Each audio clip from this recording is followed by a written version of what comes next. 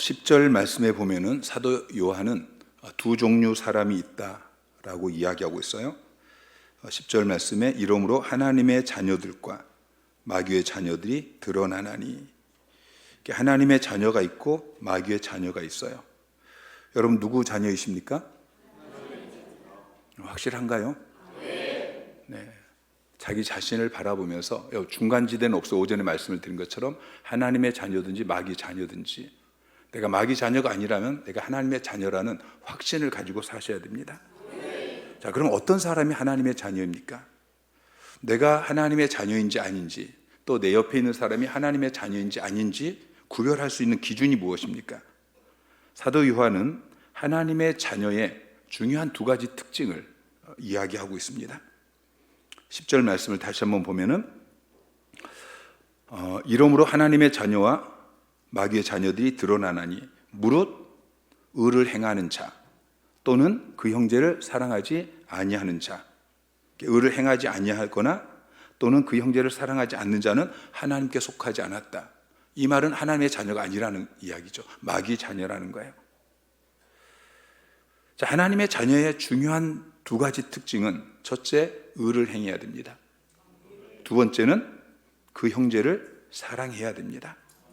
그래서 3장은 우리가 읽은 앞부분 1절부터 10절까지 오늘 우리가 읽은 부분에서는 의에 대해서 이야기를 합니다. 그리고 우리가 다음 주에 살펴볼 11절부터 24절까지 이 뒷부분에서는 형제 사랑에 대해서 언급을 하고 있어요. 여러분, 의와 사랑, 이것은 하나님의 속성의 양면과 같아요. 하나님은 어떤 분이시냐, 하나님의 속성을 많이 이야기하실 때만 가장 중요한 것은 하나님은 공의로우신 분이시고 또한 사랑이 풍성하신 분이셔요. 자, 우리가 하나님의 자녀가 되었으면 우리도 점점 자라나서 하나님의 형상을 가져야 돼요. 우리에게 있어서도 하나님에게 나타나는 공의와 사랑이 나타나야 된다는 것이죠. 여러분, 하나님의 사랑의 결정체가 바로 예수 그리스도의 십자가 사건이에요. 여러분, 십자가 사건을 보면은 죄에 대해서 심판할 수밖에 없는 하나님의 공의, 이 의가 드러나고요. 그리고 우리 인간을 사랑하셔서 대신 독생자를 주신 그 사랑이 드러나고 있어요. 물론 3장 전체를 통해서 요한이 더 강조하는 것은 뒤에 나오는 사랑이에요. 근데 사랑에 대해서 강조하기 전에 먼저 의를 강조하고 있는 것은, 이 사랑은 기독교에서, 성경에서 말하는 사랑은 의가 동반된 사랑이어야 하기 때문인 것이죠. 여러분, 기독교의 사랑은 타협을 통해서 형성된 사랑이 아니에요. 죄는 그냥 덮어놓고 하는 사랑이 아니에요. 잘못할 때 마음이 아프지만 매를 때려서라도 바로 잡는 이 거룩한 사랑인 것이죠. 그래서 의를 먼저 강조해요. 그래서 하나님의 자녀인 성도는 반드시 그 삶 가운데 하나님의 의가 나타나야 하는 것입니다. 자, 우리가 의로운 삶을 살아야 되는 두 가지 이유를 이야기하고 있는데, 첫 번째는 하나님께서 우리를 하나님의 자녀 삼아주신 놀라운 하나님의 사랑 때문인 것입니다. 자, 1절 말씀 시작. 보라, 아버지께서 어떠한 사랑을 우리에게 베푸사 하나님의 자녀라 일컬음을 받게 하셨는가. 우리가 그러하도다. 자, 거기까지. 자, 하나님께서 어떠한 사랑을 우리에게 베푸셔서 우리를 하나님의 자녀 삼으셨는가. 그러니까 하나님께서 우리를 하나님의 자녀 삼기 위해서 어떠한 사랑을 베푸셨다라고 이야기하고 있어요. 여러분, 우리가 하나님의 자녀가 되어서 하나님과 함께 거하기 위해서는 죄가 없어야 돼요. 그래서 우리의 죄를 씻어주시기 위해서 아들을 보내주셨어요. 아들을 십자가에 못 박히실 때 우리의 죄를 대신 담당하고 그 아들을 십자가에서 못 박혀 죽게 하신 거예요.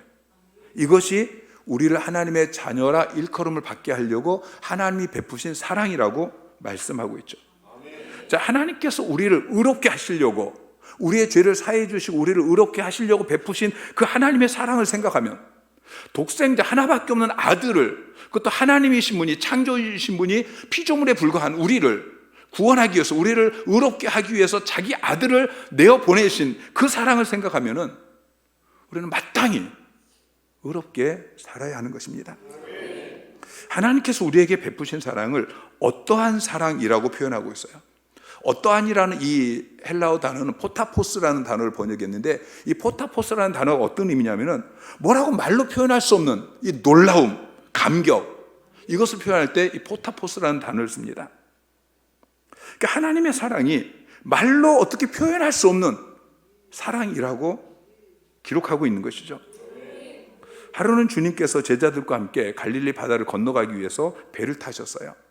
근데 풍랑이 몰려옵니다. 배가 금방이라도 파손될 것 같은 그 상황 속에서 제자들이 두려워하고 있는데 예수님께서 바람과 풍랑을 꾸짖으십니다. 그러니까 금방 잠잠하게 되어져요. 그때 제자들이 마태복음 8장 27절에 이렇게 말해요. 그 사람들이 놀랍게 여기 이르되 이가 어떠한 사람이기에 바람과 바다도 순종하는가. 이 어떠한이라는 단어가 포타포스예요. 자, 예수님께서 행하신 그 놀라운 바람을 풍랑을 명하니까 바다가 잔잔해지는 이걸 보면서 이 어떠한 사람, 말로 표현할 수 없는 그 놀라움 속에서 포타포스라는 단어를 썼어요. 사도 요한은 자격 없는 우리를 하나님의 자녀가 되게 하시려고 베푸신 그 하나님의 사랑, 바다를 먹물 삼고 하늘을 두루마리 삼아도 다 기록할 수 없는 그 사랑을 단지 몇 마디 말로 단어로 표현할 수가 없어서 포타포스라는 단어를 사용한 것입니다. 여러분, 하나님의 사랑은 이해할 수 없는 거예요. 창조주 하나님께서 자기가 만드신 피조물을 사랑하셨어요. 여러분, 내가 만든 물건, 여러분 어떤 물건 만들어 보신 적 있죠? 내가 그림을 그린다든지 어떤 요즘은 그 도자기 굽는 데 가면은 그 체험을 하게 하잖아요. 내가 그릇을 만들어요. 자, 내가 그것을 만들어서 그게 정말 소중할 수는 있어요. 그리고 좋아할 수는 있어요. 근데 그걸 누가 사랑합니까? 더구나 죄로 타락했어요. 여러분, 도자기를 만들었는데 깨졌어요. 바닥에 떨어뜨리니 깨졌어요. 여러분, 그러면 아무리 내가 만들었어도 깨진 그 도자기 버립니다. 여러분, 우리는 하나님께서 진흙으로 만드신 작품이에요. 하나님의 형상대로 만드셨어요. 그래서 우리를 만드시고 보시기에 심히 좋았더라 말씀하셨어요. 거기까지는 이해가 돼요. 그런데 죄로 인해서 깨졌어요. 하나님을 배신했어요. 하나님의 통치를 받아야 되는데, 하나님 말씀에 순종해야 하는데 사단의 말을 듣고 사단에게 순종했어요. 그럼에도 불구하고 하나님이 여전히 우리를 사랑하셨단 말이에요. 여러분, 이해가 되십니까? 하나님이시잖아요. 그냥 버리고 새로 만들면 돼요. 그런데 뭐가 아쉬워서 우리를 그렇게 사랑하셨을까? 뭐가 아쉬워서 아들을 대신 보내시고 그 아들을 죽이시고 나를 사랑하셨을까? 여러분, 우리가 그 하나님의 사랑을 깨닫게 되어지면 우리는 의롭게 살 수밖에 없는 거예요. 두 번째는 특별한 소망 때문이라고 이야기하고 있습니다. 자, 2절 말씀 시작. 사랑하는 자들아, 우리가 지금은 하나님의 자녀라. 장래에 어떻게 될지는 아직 나타나지 아니하였으나 우리가 그와 같을 줄을 아는 것은 그의 참모습 그대로 볼 것이기 때문이니.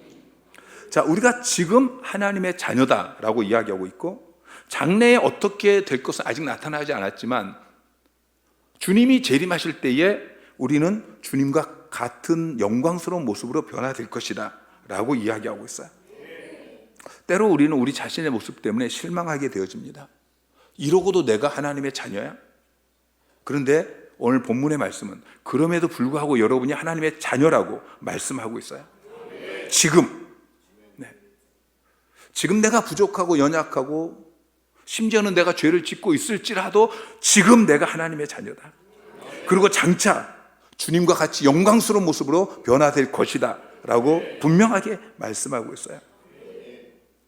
아이를 낳아서 병원에 가면은 그 아이 이제 태어난 지 얼마 되지 않았는데 이 아이를 놓고서 뭐 아빠 닮았다, 엄마 닮았다 그런 이야기를 해요. 저는 눈썰미가 좋지 않아서 잘 모르겠어요.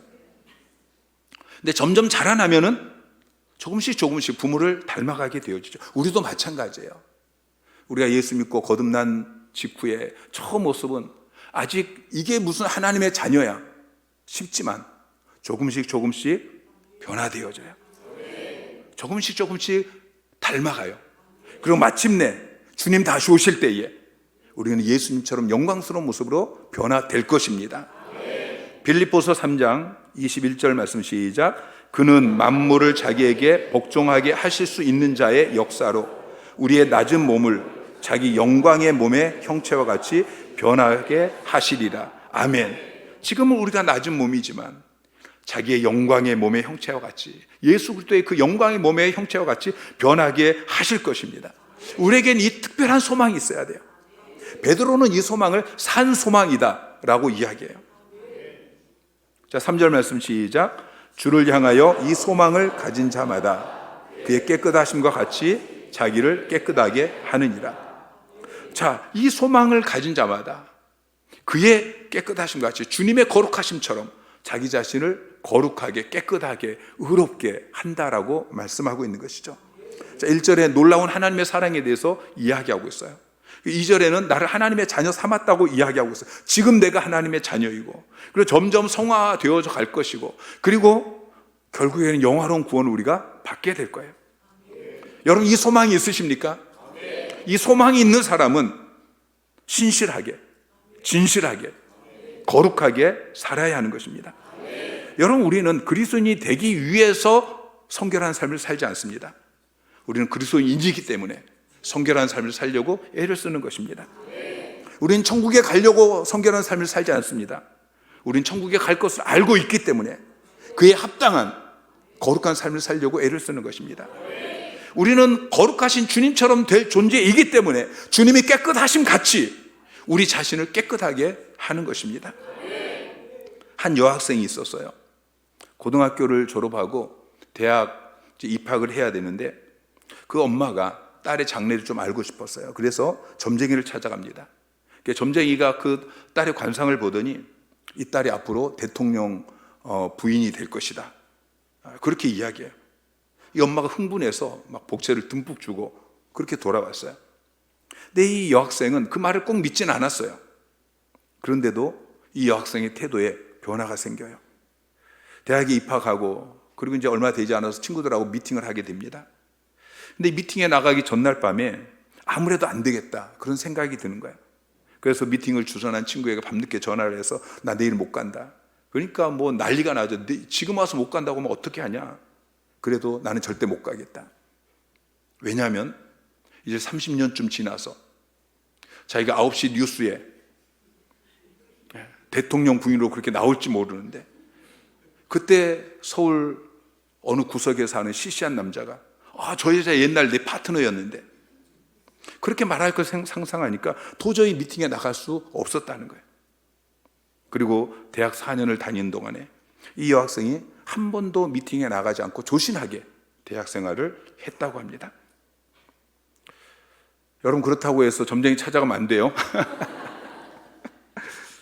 여러분은 대통령 부인 될 정도의 상을 타고난 것이 아니고 하나님의 자녀로 태어났어요. 주님 재림하실 때에 예수 그리스도처럼 영광스러운 모습으로 변화될 것입니다. 그럼 이 땅에 살면서 조신하게 사시기를 주님의 이름으로 축원합니다. 제 아내가 주일학교 다닐 때에 말썽꾸러기였대요. 얼마나 말썽꾸러기였냐면 주일학교 선생님이 너 교회 나오지 마 그렇게 이야기할 정도로 말썽꾸러기였대요. 근데 어느 날 목사님이 집에 오셔가지고 정민은 앞으로 사모가 됐으면 좋겠어요. 그 이야기를 듣고서 그때부터 자기 꿈이 사모가 되어진 거예요. 그러고 나니까 내가 나중에 사모가 될 사람인데 이렇게 하면 안 되겠구나, 달라지는 것이죠. 여러분은 앞으로 셀리더가 될 사람입니다. 여러분, 우리 한학교의 집사가 되고 권사가 되고 장로가 될 사람입니다. 여러분 믿으십니까? 그리고 그와는 비교되지 않는 더 중요한, 여러분 하나님 자녀이고, 그리고 예수 그리스도의 영광스러운 모습으로 여러분이 변화될 것이고, 그리고 저 천국에서 영원토록 왕노릇하게 될 것입니다. 여러분, 그 특별한 소망을 가지고 거룩하게, 진실하게, 신실하게 그렇게 살아가는 여러분 되시기를 주님의 이름으로 축원합니다. 여러분, 신앙생활의 동기는 사랑이에요. 그리고 소망입니다. 우리가 신앙생활하는 동기가 두려움이 아니에요. 어떤 것에 대한 두려움으로 신앙생활하는 것이 아니고 하나님의 사랑에 대한 감격, 그리고 소망에 대한, 앞으로 우리가 갖게 되어질 그 소망에 대한, 산 소망에 대한 그 기대. 내가 죄를 지으면 하나님께 벌받고 징계받을 그것이 두려워서 죄를 못 짓는 것이 아니고, 하나님께서 그렇게 나를 사랑하시기 때문에 그 사랑에 감격해서 죄를 지을 수가 없는 거예요.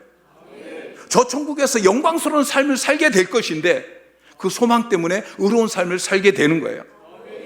한 소녀가 친구하고 놀다가 밤새워서 놀자, 집에 가지 말고 오늘 밤 여기서 밤 새우자, 그 친구의 요청을 받고서 이렇게 대답해요.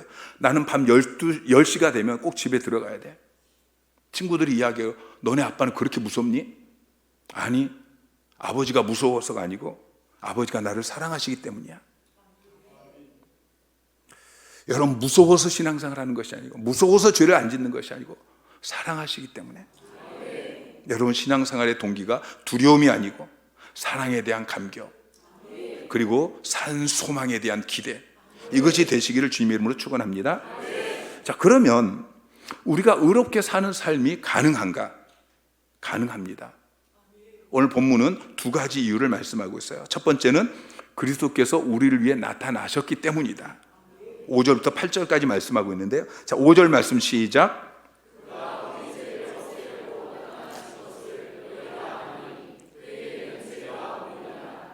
자, 예수 그리스도께서 죄를 없애시려고 오셨어요. 예수님께서 저와 여러분의 죄를 대신 담당하셨어요. 그래서 우리의 죄를 사해 주셨어요. 우리를 의롭게 해 주셨어요. 자, 6절에 보면은 그 안에 거하는 자마다 범죄하지 아니하나니 범죄하는 자마다 그를 보지도 못하였고 그를 알지도 못하였느니라. 자, 그는 예수 그리스도를 이야기해요. 예수 그리스도 안에 거하는 자마다, 이것은 예수님을 영접하고 우리가 예수님 안에, 예수님이 우리 안에, 주님과 연합된 삶을 사는 삶을 이야기해요. 자, 그 안에 거하는 자마다 범죄하지 않는다라고 이야기하죠. 여러분, 금묵자흑이에요. 더러운 데 가면 더러운 것이 묻고요, 빛에 나아가면 어둠은 사라지게 되어 있어요. 여러분, 예수님께는 죄가 없다고 이야기하고 있죠. 그래서 주님께 나아가고 주님과 교제하고 그러면 우리가 죄를 지을 수가 없는 거예요. 그 안에 거하는 자마다 범죄하지 않는다라는 말씀을 기억하세요. 여기서 범죄하지 아니하나니, 이 말이 매우 중요한데, 범죄하지 않는다는 건 결코 죄를 짓지 않는다는 이야기가 아니에요. 문법적으로 보면 현재형을 쓰고 있는데, 현재형의 의미가 뭐냐면 계속한다는 거예요. 그러니까 범죄하지 아니하나니, 이게 현재형으로 쓰였다는 것은 계속적으로 죄를 짓지 않는다, 그런 의미예요. 여러분, 예수 믿는 사람도 죄를 지을 수 있어요. 특히 교회를 다니기는 다니는데 주님 안에 거하지 않는 사람, 주님과 연합된 삶을 살지 않는 사람은 죄를 인식하지 못해요. 그래서 죄 가운데 거할 수 있어요. 그런데 우리의 죄를 없이 하기 위해서 나타나신 그 예수 그리스도를 제대로 믿고 그분과 연합된 삶을 사는 사람들은 계속 죄를 지을 수가 없는 거예요. 주님께 나아가면 주님이 빛이기 때문에 우리의 죄가 드러나요. 죄가 드러나고 죄를 인식하게 되고, 그러면 죄를 토해내고 죄를 지을 수가 없는 것이죠.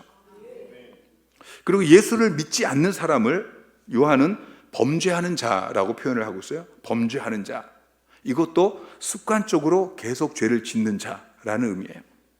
죄에 완전히 빠져 사는 사람. 8절에 보면은 죄를 짓는 자는 마귀에게 속하나니, 이런 말씀이 있는데요.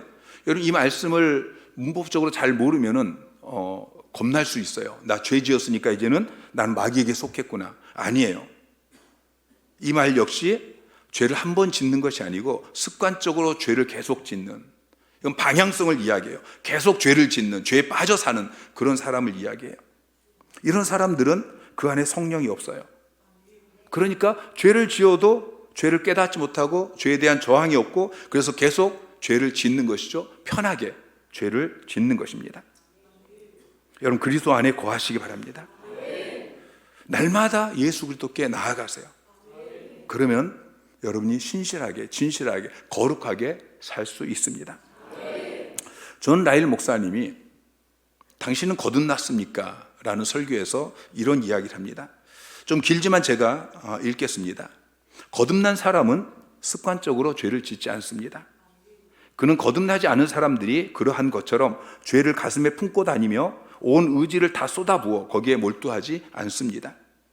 그도 한때는 자신의 행동이 죄인지 아닌지 따져본다거나 악한 일에 탄식하는 법이 없이 살아가던 사람이었을 것입니다. 그때는 그와 죄 사이에 다툼이 전혀 없었고 오히려 둘은 사이 좋은 친구였을 것입니다.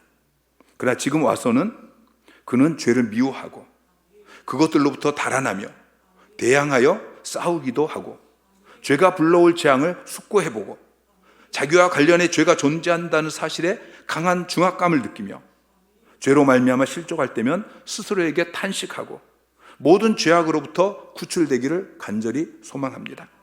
한마디로 말하면 죄는 더 이상 그에게 기쁨이 아니며 무감각하게 받아들일 수 있는 것도 아닙니다. 왜냐하면 죄를 지으면 거룩하신 주님과 멀어지기 때문에 그는 죄를 기피합니다. 오히려 죄는 그에게 지긋지긋한 혐오의 대상입니다. 그러나 그는 자기 속에 죄가 거하는 것을 막을 수 없습니다. 자기 속에 죄가 없다고 말하는 사람은 진리가 그 안에 없는 사람입니다. 그러나 그는 진심으로 죄를 싫어하며 자신의 혼이 죄를 전혀 짓지 않게 되는 것을 큰 소망으로 삼고 있는 사람입니다. 때로 나쁜 생각이 일어나고 많은 결점들이 자기 속에 도사리고 있으며 때로는 말이나 행동 속에 연약하고 미흡한 면이 드러나기도 합니다. 우리 모두는 실수가 많으니 라고 야고보서에서 말씀하고 있는 것처럼 여러 실수를 합니다. 그러나 그는 진심으로 하나님 앞에서 한 점 거짓 없이 고백합니다. 자신의 추악한 부분이 매일 자신에게 슬픔과 탄식이 되며 온 마음으로 그것들을 혐오하고 있다고. 저는 그렇습니다. 저는 여전히 죄를 짓습니다. 그러나 습관적으로 죄를 짓지는 않습니다. 저는 죄를 미워합니다. 그것으로부터 달아나려고 하고 대항해 싸우기도 하고 죄가 불러올 재앙을 숙고하기도 하고 나와 관련해서 죄가 존재한다는 사실에 이 강한 중압감을 느끼고 죄로 말미암아 실족할 때는 스스로에게 탄식하고 그리고 그 모든 죄악으로부터 구출되기를 간절히 소망합니다. 여전히 죄를 짓지만 그러나 그 죄는 저에게 더 이상 기쁨이 아닙니다. 지긋지긋한 혐오의 대상입니다. 여러분은 어떻습니까? 자, 의로운 삶을 사는 것이 가능한 두 번째 이유를 9절부터 10절에서 말씀하고 있습니다. 그것은 성령이 우리 안에 거하시기 때문입니다. 자, 9절 말씀 시작. 하나님께로부터 난 자마다 죄를 짓지 아니하나니 이는 하나님의 씨가 그의 속에 거하며 그도 범죄하지 못하는 것은 하나님께로부터 났음이라. 자, 하나님께로부터 난 자는 죄를 짓지 않는다라고 이야기해요. 여기서 하나님께로부터 났다는 것은 예수 믿고 거듭난 사람을 이야기하는 거예요. 거듭난 사람, 다시 태어난 사람, 두 번째 태어난 사람, 하나님의 자녀로 태어난 사람은 죄를 짓지 않는다고 이야기해요. 그러니까 6절 말씀과 동일하게 습관적으로 계속해서 죄를 짓지 않는다는 말씀이에요. 그 죄에 빠져서 무감각하게 그렇게 살아가지 않는다는 거예요. 근데 거듭나지 않은 사람은 죄를 지을 수밖에 없습니다. 무엇이 죄인지 알지 못하고 죄를 이길 힘도 없습니다. 여러분 성선설, 맹자가 성선설을 이야기했죠. 여러분 성선설은 틀렸습니다. 사람은 선하게 태어나는 게 아니에요. 모든 사람들은 악하게 태어나서 그래도 교육을 통해서 점점 조금씩 더 착한 사람이 되어 가죠. 그러나 세상의 교육에는 한계가 있어요. 예수 믿고 거듭난 사람만이 의로운 자가 되고 죄를 짓지 않게 되는 것입니다. 왜냐하면 거듭난 사람에게는 그 속에 하나님의 씨가 들어있기 때문에. 하나님의 씨, 이건 바로 성령님이셔요. 여러분 착한 일을 많이 해서 착한 사람이 되는 게 아니에요. 우리가 예수를 믿었다고 해서 우리 안에 있는 이 죄에 대한 부패성, 죄에 대한 부패한 성품, 방향성 그 자체가 없어지는 게 아니에요. 하나님께서는 우리 안에 있는 낡은 성품, 부패한 옛 성품 이것을 없애버리신 것이 아니고 그것을 놔두시고 우리 안에 새로운 한 성품을 창조하셨어요. 옛 성품은 계속 그대로 있는데 그 속에서 그리스도의 거룩한 성품이 동시에 자라나게 하셨어요. 그래서 그리스도인들은 어떤 의미에서는 더 갈등하는 사람이에요. 예수 믿고 나니까 더 갈등이 생겨요. 옛 성품과 새로운 성품, 이 사이에서 갈등하는 거예요. 육을 쫓아 살고 싶어하는 이 옛 성품, 본능, 이것과 성령을 따라 살고 싶어하는 새로운 본능, 이 사이에 갈등하게 되는 것입니다. 여러분, 이런 갈등이 있을 때마다 여러분 고통스러워하고 실망하고 좌절하지 마세요. 이것은 창조적인 갈등인 것입니다. 한 주일학생이 주일학교 선생님이 주일학생들에게 그리스도 안에 있는 이 새 성품 그리고 옛 성품, 이것을 가르쳤어요. 옛 성품은 첫사람 아담에게 물려받은 것이고 새 성품은 마지막 아담인 예수 그리스도에게 물려받은 것이다. 그랬더니 한 아이가 질문을 합니다. 선생님, 그럼 우리 안에 지금 2명의 아담이 살고 있는 거예요? 그러니까 선생님이 맞다. 우리 안에 2명의 아담이 살고 있다. 그러면 어떻게 하면 우리가 죄를 지을까? 한 아이가 대답해요. 선생님, 유혹이 와서 문을 두드릴 때에 첫 아담이 마중을 나가면 죄를 지어요. 그리고 유혹이 올 때 마지막 아담이 나가면은 승리하게 되어져요. 여러분, 유혹이 여러분의 마음의 문을 두드릴 때 누가 먼저 나가십니까? 어떤 성품이 반응을 하십니까? 여러분, 사탄이 육체의 정욕, 안목의 정욕, 이생의 자랑, 이런 것을 가지고 우리에게 유혹할 때에 여러분, 이게 만만치가 않아요. 이게 얼마나 강력한지 모릅니다. 여러분, 삼손 같은 위대한 하나님의 사람도 육체의 정욕을 이기지 못해요. 들릴라의 그 유혹에 빠져서 결국에는 머리 깎이고 눈 뽑히고 그리고 비참한 죽음을 하게 되어지죠. 초대교회 교부였던 암브로스가 육체의 정욕이 얼마나 무서운가를 이렇게 경고합니다. 삼손은 사자를 죽일 수 있었지만 자기의 정욕을 죽일 수 없었다. 원수의 쇠사슬을 쉽게 끊을 수 있었지만 정욕의 쇠사슬을 끊지 못했다. 원수의 보리밭에는 불을 지를 수 있었지만 자기는 한 여인이 자기 마음에 지른 정욕의 불에 타서 죽어버린 사람이다. 이게 우리 연약한 모습이에요. 근데 여러분 기억하세요. 우리는 그대로 있지 않습니다. 우리는 점점 자라납니다. 점점 변화되어집니다. 우리 안에 심겨진 그것을 하나님의 씨라고 표현하고 있어요. 왜 씨냐면은 처음에는 별거 아닌 것 같아요. 그런데 점점 자라나요. 나중에 엄청난 영향력을 나타내고 열매를 맺게 되어지는 것입니다. 하나님의 씨는 죄를 싫어하는 마음을 가지게 합니다. 우리가 죄가 나쁜 것인 것을 다 알아요. 그럼에도 불구하고 죄를 짓죠. 그런데 하나님의 씨를 가진 그 마음에 성령이 있는 사람은 죄가 싫어져요. 물론 육신이 연약해서 싫어함에도 불구하고 죄를 지을 수 있어요. 그런데 그 죄를 다 토해낼 때까지 성령께서 불쾌한 마음을 주셔요. 마치 잘못된 음식을 먹고 나면은 이게 다 토해버려야, 그 속에 있는 걸 다 토해버려야 속이 시원해지는 것처럼 우리가 죄를 지으면 그 죄를 다 토해내기 전까지는 마음이 기쁨이 없어요. 그래서 나중에는 다시는 죄를 짓지 않게 되는 것입니다. 때때로 우리가 죄를 짓기도 하고 그러면서 우리 자신을 바라보면서 이러고도 내가 예수 믿는 사람인가? 이러고도 내가 하나님의 자녀인가? 그러나 존 뉴턴의 고백처럼 현재의 나는 내가 되고자 소망하는 그 사람이 아니고 내가 되고 싶어하는 그 사람의 모습도 아닙니다. 그럼에도 불구하고 현재의 나는 예전의 나가 아닙니다.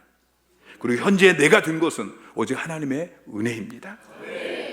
사랑하는 성도 여러분, 죄 때문에 자주 죄를 짓기 때문에 죄를 이길 수 없기 때문에 낙심하지 마십시오. 절망하지 마십시오. 여러분은 그 죄를 벗어나서 의로운 삶을 살 수 있습니다. 여러분의 죄를 없이 하기 위해서 예수 그리스도께서 오셨습니다. 여러분이 죄를 짓지 않게 하시려고 하나님께서 여러분의 마음속에 성령을 씨로 심어 놓으셨습니다. 의로운 삶을 살기 위해서 애쓰시기 바랍니다. 죄와 싸우되 피 흘리기까지 싸우시기 바랍니다. 여러분 하나님의 자녀입니다. 하나님이 그렇게 사랑하는 하나님의 자녀입니다. 그리고 여러분은 저 천국에서 영광스러운 존재로 영원토록 왕노하며 살게 될 것입니다. 내 죄를 없이 하기 위해서 오신 그 예수님께 나아가십시오. 늘 주님과 연합된 삶을 사십시오. 그리고 여러분 안에 계신 성령님께서 여러분에게 감동을 주실 때마다 순종하는 삶을 사시기를 바랍니다.